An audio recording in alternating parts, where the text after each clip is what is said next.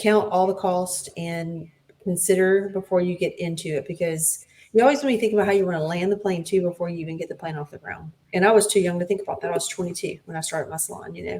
So I was just trying to think how to get up as high as I could get it. And I got it up as high as I really wanted to get it.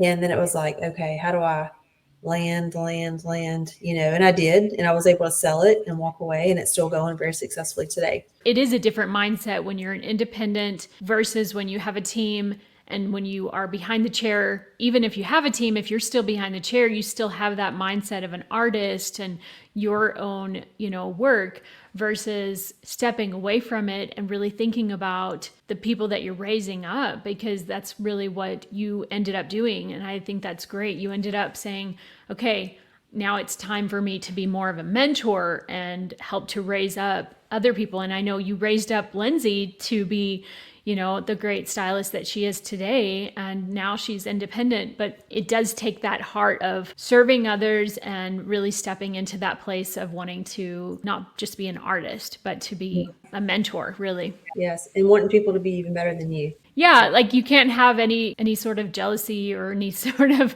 Yeah. competition with them. And I think that's why when someone does step away from the chair, there is sometimes it's really hard for them. I've talked to a lot of salon owners that are like, I can't step away. I can't move from Yes. just being a business owner. Like they have too much of an artist mindset, or they have too much of a hairdresser mindset too, Yep. where they just really want to continue with their own work as an artist versus stepping into that role. But I think there is that balance. If you stay behind the chair, there's that balance of, your team versus your own work. It's hard to probably juggle that. Probably why you came to that place where you're like, okay, I have to lay these down and Yes. step into this new Yeah. role, because it's two sides of your brain working, right? Yeah, Like, it really is. And I always thought I couldn't lay my shears down because the clients were so attached to me. But after I did it, I realized I could have done it 5 years prior. So really, whatever you want to do, you put your mind to, and you can do it. And you may have to have a coach to help you, like walk you through that,